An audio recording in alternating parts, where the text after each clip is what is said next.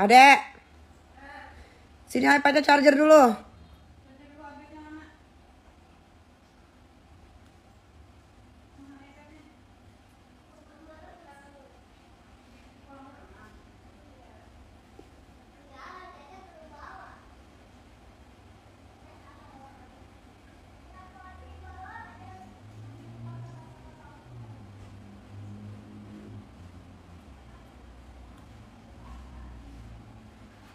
Makan Kika, udah pengen lihat kakak makan.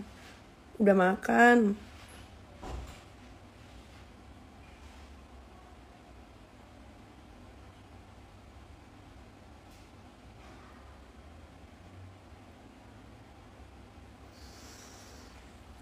Tuh. Spill film terbarunya. Itu kalian follow aja akun Instagramnya @beautifulpain. @filmbeautifulpain. Nanti kalian bakal lihat kegiatan selama syuting, terus siapa-siapa aja pemainnya. Nanti akan ada di situ.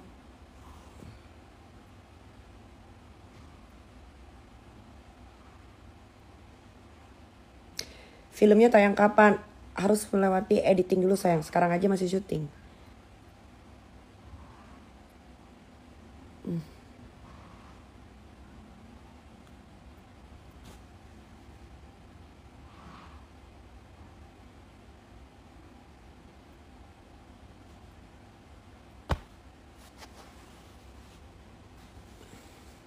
Nggak syuting Kak, ntar agak sorean kalau kasih syuting.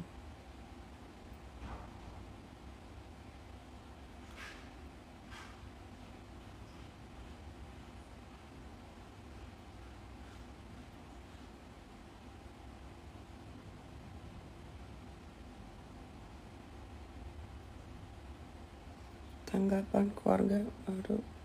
Oh dia nggak punya keluarga, itu pansos aja mereka. Dan Loli itu kabur guys dari social house dan ditampung sama orang dari Indonesia yang mau pansos. Mereka tidak ada menghubungi saya sama sekali. Gitu. Jadi saya baru tahu kenapa anak saya halu. Ya karena dia tinggal sama keluarga halu juga di sana. Gitu. Dan saya tidak mengenal mereka. Sudah jangan tanya-tanya lagi. Tanya tentang film saya aja. Ya karena saya menggelontorkan uang cukup banyak di film itu. Kak izin posting di TikTok. Ngapain? Ngapain diposting-posting di TikTok? Udah nonton aja.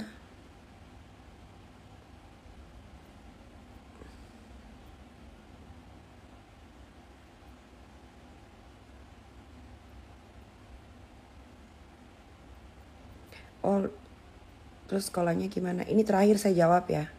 Dia sudah tidak sekolah lagi. Dan kalau dia bilang dia lagi cari kuliah di Cambridge atau apa, tidak mungkin. Karena dia SMA kelas 1 aja gak lulus. Bagaimana kuliah di Cambridge? Cambridge itu salah satu tempat universitas. Itu universitas ya. Bukan SMA. Yang orang-orangnya harus pintar dulu, harus lulus dulu SMA-nya. Bagaimana dia mau daftar kuliah, SMA-nya aja gak lulus. Masih kelas 1 udah berhenti. Kalau dia mau sekolah lagi, sini sekolah balik ke Jakarta. Karena udah dibeliin tiket. Dah, jangan ditanya lagi ya. Saya bosen dan jawab soal itu. Oke. Tanya yang penting-penting aja.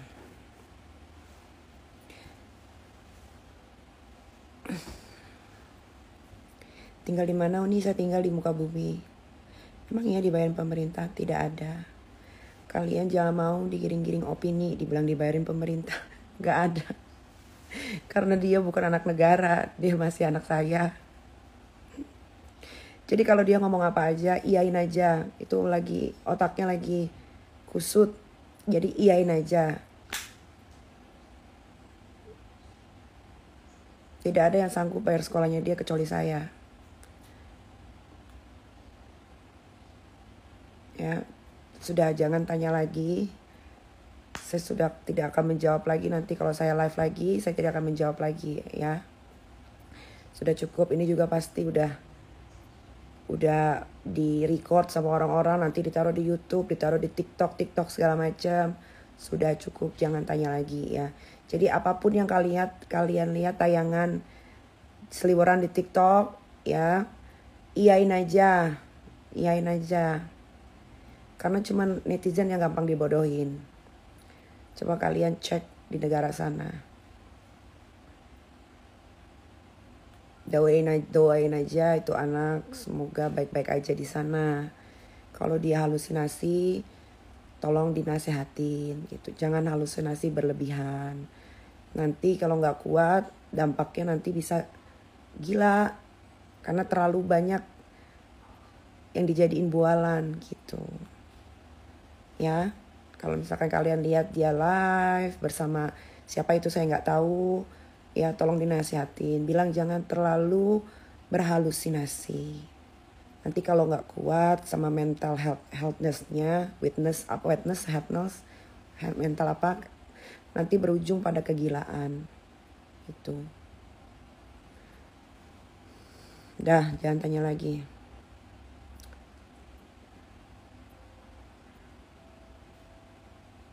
Mendingan kalian jangan lupa follow kalau kalian mau tahu apa yang sedang Nikita Mirzani lakukan. Ya, garap film apa sih Nikita Mirzani? Kalian jangan lupa follow @beautifulpain. Dia mau kuliah sambil kerja. Sayang, saya kasih tahu ya. Dia SMA tidak lulus. Bagaimana dia mau kuliah sambil kerja? Dia sudah banyak kehilangan waktu. Harusnya dia masih sekolah, tapi dia sudah tidak bersekolah. Pakai otaknya, bagaimana dia mau kuliah? Sedangkan memang di luar negeri bisa ya, nggak tamat SMA bisa kuliah. Coba dipakai ininya deh, otaknya. Nih, otaknya dipakai ya. Jadi jangan tanya lagi, tapi dia mau kerja sambil kuliah, jangan tanya lagi ya, jangan tanya lagi. Tolong dipakai otaknya. Di mana-mana kalau mau kuliah, pertama harus lulus SMA dulu. Kedua, nilainya harus bagus ya. Kalau nggak nilainya bagus, berarti masuk kuliah swasta. Kalau swasta berarti bayar mahal lagi. Coba jangan, otaknya dipakai dulu deh, sedikit aja dipakai otaknya. Jadi jangan kalian bahas lagi soal dia mau kuliah sambil kerja, Bagaimana mau kuliah sambil kerja? Orang sekolah aja nggak tamat SMA. Dan dia tidak bisa bekerja di sana. Kenapa? Karena visanya dia adalah student. Ya, visa student, dan dia bukan kuliah. Kalau dia kuliah sambil kerja bisa. Kalau SMA sambil kerja tidak bisa. Tolong dipakai dulu otaknya. Kalau ada otak kalian di dalam kepala, setidaknya gunakan sedikit saja untuk berpikir. Sedikit saja untuk berpikir. Apakah yang diomongin itu masuk akal atau tidak gitu. Jangan kalian, iya tapi gini, iya tapi gini, iya tapi gitu. Jangan. Ya, sayang, ngapain otak ditaruh di dalam kepala kalau nggak digunakan? Pesan saya cuma satu sebagai orang tuanya, ya. Kalau dia live bersama orang tua, siapalah nggak ngerti, nggak kenal, nggak pernah komunikasi, sampai kalian nasehatin aja sewajarnya. Bilang jangan banyak nyibul, jangan berhalusinasi, ya. Nanti lama-lama jadi edan.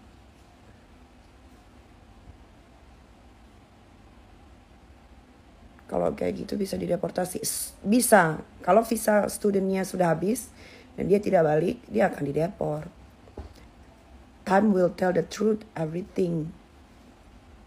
Ya. Udah. Jadi kalau kalian nonton live-nya, ya, kalian bilangin gitu. Suruh, kalau nggak bisa sholat, suruh aja ngambil air wudhu. Supaya ada ketenangan di jiwa dan raganya. Ya, gitu. Dan gak usah terlalu pansos gitu. Kasihan, itu anak itu harus dirangkul.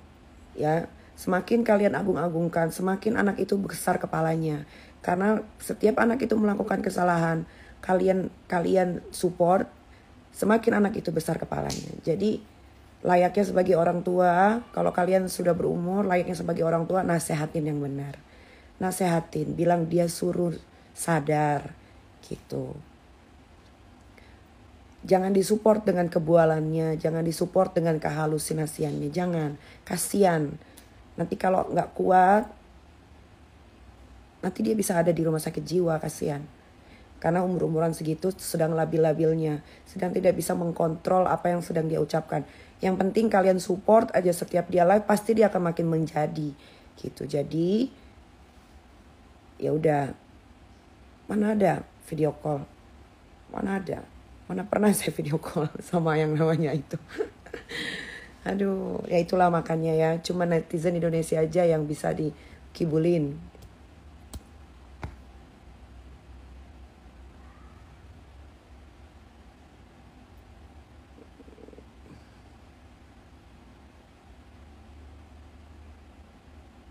Jemput aja, ngapain saya jemput? Saya udah beliin tiket, anytime dia mau pakai tiket untuk pulang, dia bisa pulang.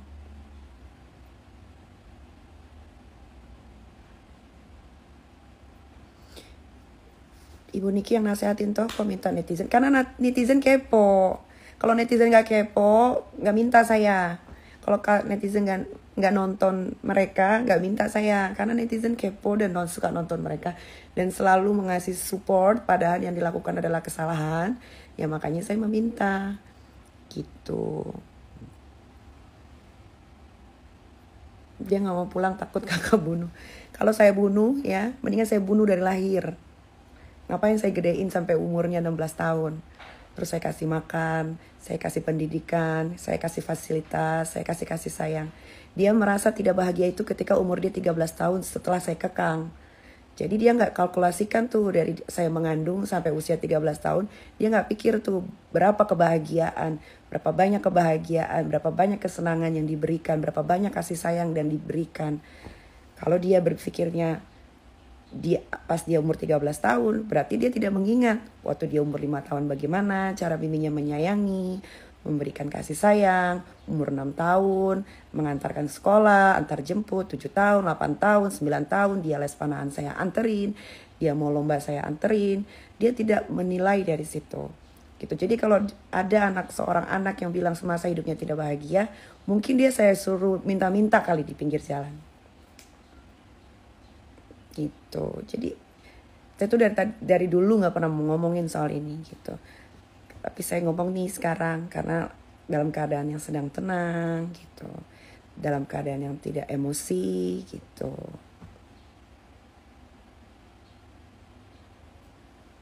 Saya tidak pernah punya ego untuk anak-anak ya. Begitu betapa saya mencintai anak-anak saya. Dari lahir saya besarkan, saya rawat, bahkan saya membesarkan seorang diri tanpa seorang laki-laki. Bahkan saya membesarkan seorang anak tanpa bantuan laki-laki. Ya, saya tidak pernah dibantu satu perak pun oleh laki-laki. Dari mantan suami saya yang pertama, kedua, sampai anak ketiga. Gitu. Jadi kalau kalian bilang, turunin dong egonya sebagai orang tua, kalian salah. Saya tidak pernah punya ego untuk anak-anak saya.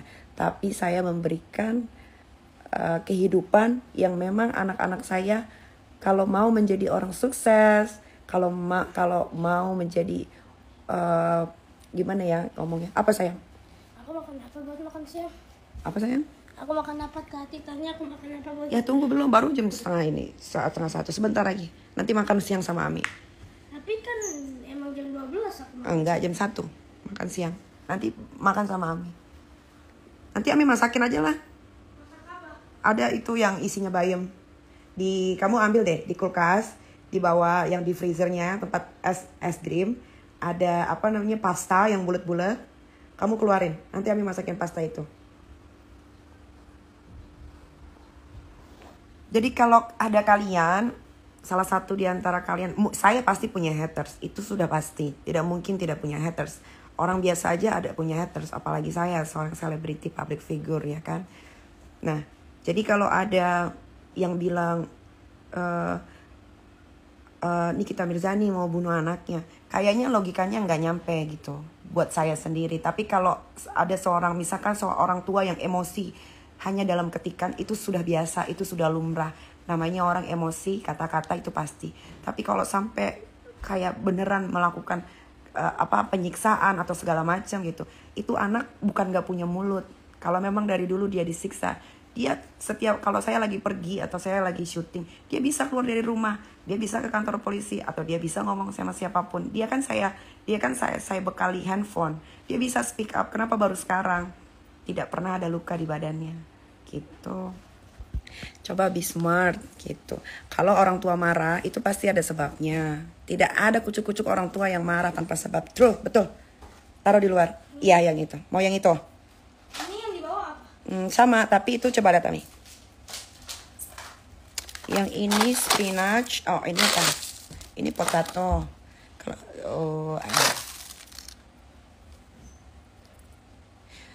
Sama tapi beda rasa kayaknya. Kayaknya yang bawah ini coba kamu buka pakai gunting ini. Itu tuh guntingnya di situ yang kecil, hati-hati. Di dalam yang dekat kotak sisir. Be careful, be careful. Itu yang ada sisirnya, Nak. Yang di belakang. Ya. Ya, itu ambil, ada gunting kecil.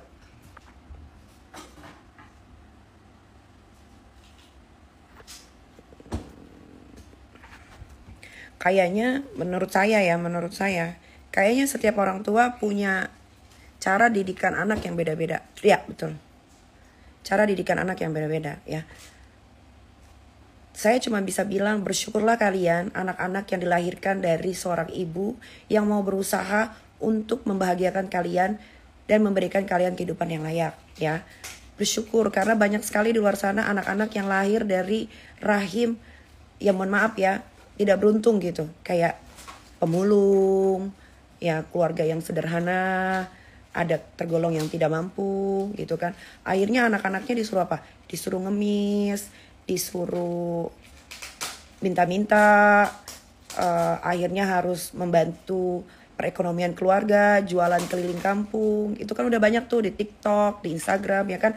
Anak-anak kecil yang kelas 3 SD udah disuruh jualan gorengan, berjalan kaki sampai puluhan kilometer gitu. Apa? Ini yang di bawah pumpkin dan ricotta. Ricotta. Kamu mau pumpkin atau kamu mau yang di atas? Mana lebih enak? Dua-duanya both it's good. Which one do you prepare? Guntingnya taruh dulu, Nak. Itu tajam sekali. Guntingnya taruh dulu. Ya. Kalau saya, jadinya gue jadi bahas deh. Tapi gak apa-apa deh. Ini kalau kalian mau record lah ya. Kalau ada seorang anak bilang, aku disuruh live sama mimi aku. Saya balik tanya. Kamu disuruh live-nya di mana? Hah? Ya udah. Aku taruh aja. Hah? Aku yang pumpkin aku taruh di bawah. Iya, kalau lagi di freezer, yang itu kamu taruh di dapur bawah yang kitchen di tengah. Iya. Nanti Ami masak di situ. Kalau ada yang bilang, kalau ada seorang anak bilang, saya disuruh live. Saya tidak pernah. Saya mengajarkan anak saya yang sulung biar tahu bagaimana mencari uang.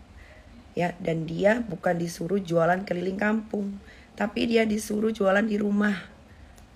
Dan itu tidak 24 jam, bahkan 1 jam aja tidak. Gitu. Ya, kecuali dia saya suruh jualan di kampung. Sana keliling kampung, bawa produknya semua, tidak. Tapi saya mengajarkan sedari dini karena dia anak umur 16 tahun, cuman umurnya aja 16 tahun. Tapi pikirannya tuh udah kayak 23 tahun. Jadi saya harus memberikan pelajaran bagaimana cara ya mencari uang. Itu belum seberapa. Bagaimana dia mencari uang seperti saya. Baru segitu aja udah ngeluh. Padahal apa yang dikeluarkan lebih dari yang dia lakukan. Gitu. Ya. Jadi kalian harus rubah mindsetnya gitu. Kecuali itu anak saya injek-injek, saya jedotin, saya tusuk, saya tonjok. Kalau orang tua cuma menggampar, itu hal wajar. Saya waktu kecil bukan cuma digampar, diinjek sama papa saya. Saya, abang saya, adik saya, keempat anak-anaknya, kalau nilainya tidak bagus ya, bukannya dapat pujian, ya udah belajar lagi nak sana. Yang rajin enggak, kasih raport, dulu masih zaman raport. Bukan lagi digampar, diinjek. Kadang-kadang saya digebuk pakai kepala gesper. Itu real. Tapi itu menjadikan saya menjadi sekarang. jadi perempuan kuat. Abang saya juga jadi laki-laki yang kuat, yang hebat. Gitu. Jadi jangan, oh ini kita gampar anaknya. Yang saya gampar anak kandung saya sendiri, bukan anak tetangga. Dan kalau saya gampar, apalagi sudah lebih usianya dari 12 tahun, berarti ada kesalahan yang dilakukan. Begitu. Ya, nanti kalian suatu saat akan merasakan menjadi single parent, seorang ibu yang mempunyai anak perempuan. Kenapa anak perempuan dan anak laki-laki lebih tegang anak perempuan? Karena perempuan itu ada menstruasinya, ada pecah perawannya, ada hamilnya. Tuh. Jadi kita double protection namanya. Double protection itu adalah 2 kali lebih ketat untuk menjaganya. Kalau anak laki-laki mau pergi sama teman-temannya, sok silahkan pergi tanpa dijaga. Tapi kalau anak perempuan dan itu keluar dari rahim saya, tidak boleh anak perempuan saya pergi sendirian. Itu saya. Ya, mau kalian agree, mau kalian tidak agree, itu saya yang melahirkan, saya yang merawat, saya yang membesarkan, saya yang memberi makan. Saya tidak pernah minta-minta, saya tidak pernah minta bantuan, apalagi sama mantan suami atau teman-teman saya untuk memberikan saya uang menafkahi anak saya. Nah, selesai ya. Sudah puas kalian dengan jawaban saya? Mudah-mudahan pikiran kalian terbuka ya. Mudah-mudahan nanti ketika kalian diberikan momongan, kalian bisa menjadi seorang ibu, apalagi single parent di luar sana, ibu yang baik. Namanya ibu atau orang tua pasti menginginkan semuanya yang terbaik untuk anak-anaknya. Contoh, seorang pelacur melahirkan, anaknya tidak digugurkan, ya, dia lebih memilih untuk membesarkan, merawat, memberikan kasih sayang. Tapi apa iya seorang ibu pelacur mau jadi anaknya pelacur juga? Gak ada kan? Misal dari keluarga pembunuh gitu, hamil, melahirkan, masa iya anaknya mau dijadiin pembunuh juga? Kan tidak, ya kan? Itu aja, simple as that aja contohnya yang diambil gitu. Tuh, keras terlalu overprotective tidak bagus. Kamu jangan so tahu overprotective keras bagaimana. Memang itu anak saya tonjokin, keras overprotective. Kalau saya overprotective itu anak saya, bukan anak kamu. Kalau anak kamu terserah kamu mau apain, kamu mau bebasin kayak mau hilang perawan umur 14 tahun itu anak kamu. Anak saya nggak boleh. Gitu. Kalau mau bebas nanti ada umurnya 21 tahun. Mau pergi kemana kek, mau pacaran kek, mau apain kek, serah. Tapi kalau masih di bawah 21 tahun jangan harap bisa bebas. Karena saya pun di keluarga begitu. Gitu. Jadi itu yang saya terapkan ke anak-anak saya, kecuali laki-laki ya. Kalau laki-laki askar karena oh ya beda treatnya pasti beda. Dia mau pergi sama teman-temannya pergi aja, lagian dia masih kecil. Yang satu umur 8 tahun, mau 9 tahun, yang satu baru umur 4 tahun. Gitu.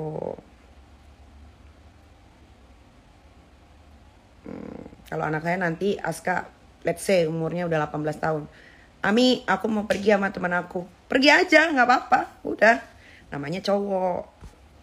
Nah, kalau cewek, semua orang pasti ada rasa deg-degan. Apalagi kalau udah gak pulang jam 9, jam 10. Gak bisa tidur.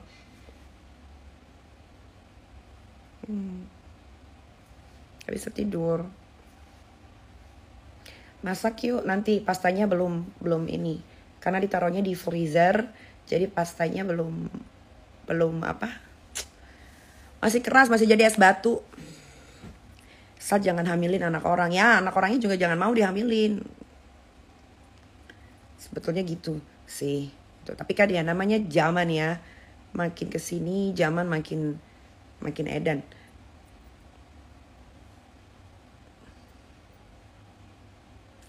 Udah Kak, jangan emosi. Saya dari tadi gak ada emosi deh kayaknya. Saya itu menerangkan penuh dengan kesadaran. Tidak ada emosi.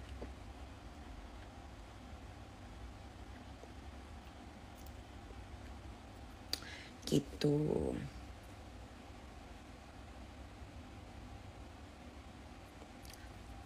Saya hilang perawan itu nikah dulu umur 21.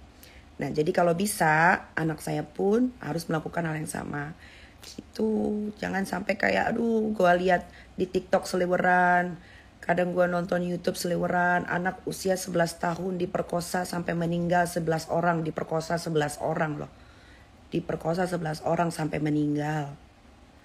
Coba, ada lagi anak usia 14 tahun melakukan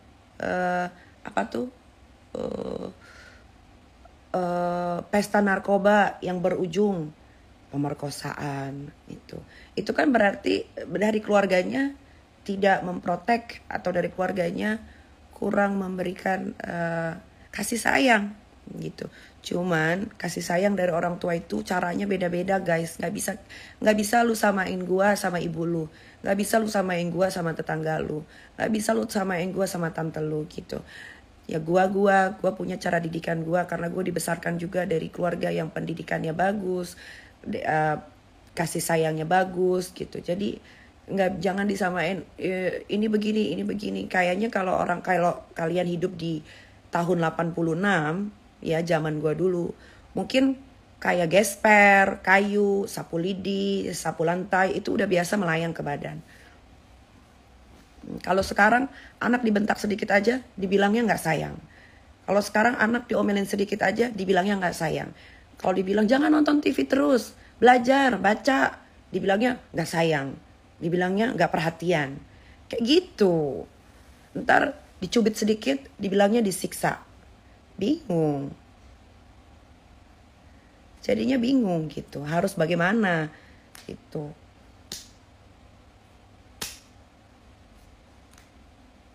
Dulu gue sama nyokap gue dijedotin ke tembok biasa aja. Kepala gue ditarik gitu, gara-gara gue suka manjat pohon.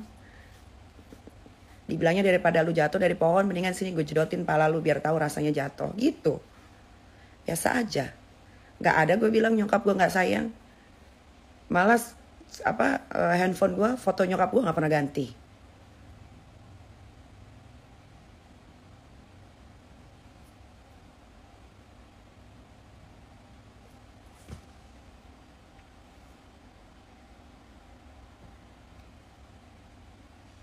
Ntar handphone diambil gara-gara main handphone. Apalagi sekarang handphone isinya aplikasi, udah ada TikTok, udah ada Instagram, udah ada apalagi tuh yang baru di Instagram tuh tweet apalah, terus Twitter yang begitu horornya. Buat gue Twitter horor ya, karena lu bisa nonton bokep di situ gitu kan. Aduh, udah gampang diakses gitu. Diambil handphone, dibilang kamu ngambil kebahagiaan aku, kamu nggak sayang sama aku.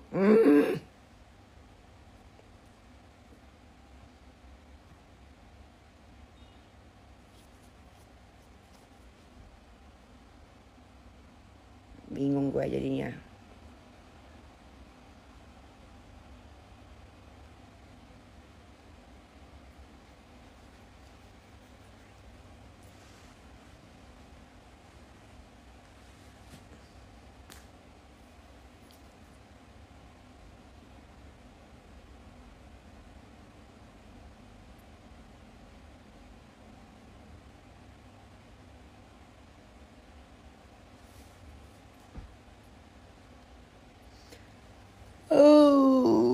Udah jam 1.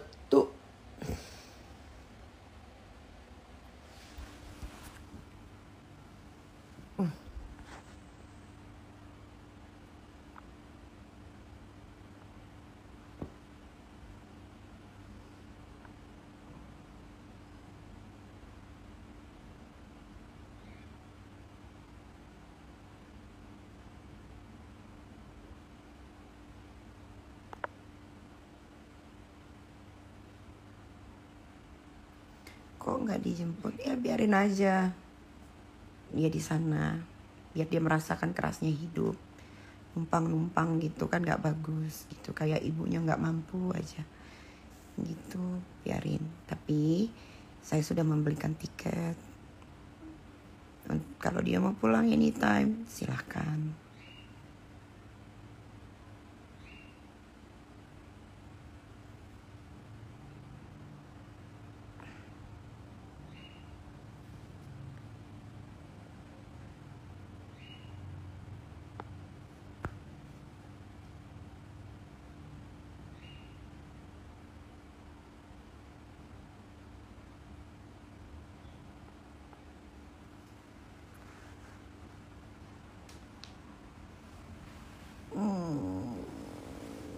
Aduh ya Allah Gusti. Dan gua rentek. Kalian jangan lupa follow ya @filmbeautifulpain. Jangan lupa di follow @filmbeautifulpain Instagramnya. Follow buruan kalau kamu mau tahu apa sih yang Nikita Mirzani lakukan, film apa sih yang Nikita Mirzani bikin. Kalian bisa follow Instagramnya @filmbeautifulpain.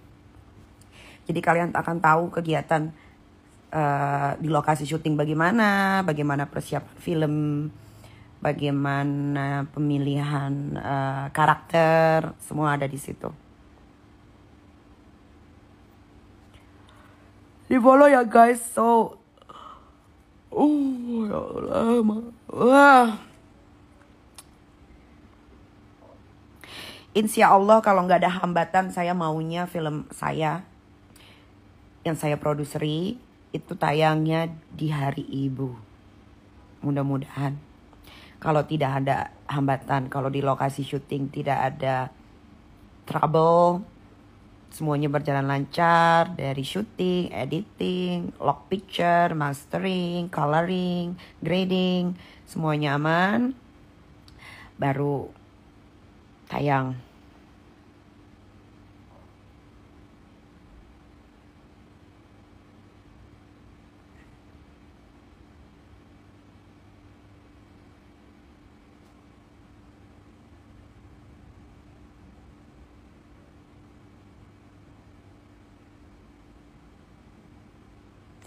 Bikin konten makan dong kak. Ada di Crazy Nick Miril YouTube-nya. Guys, aku tuh sekarang kalau live lama-lama di Instagram bosen banget ya. Aku udahan dulu karena aku mau masak buat Aska. Terus aku cuma mau bilang ya, buat kalian yang merecord video saya, mudah-mudahan bisa menjadi ladang rezeki untuk kalian, memberikan nafkah untuk keluarga kalian gitu ya. Jangan dipotong-potong kalau bisa. Kalau bisa dikasih yang full gitu supaya tidak menggiring opini nanti ke depannya gitu. Oke lah guys, aku masak dulu buat Aska. Dia udah kelaparan. Bye.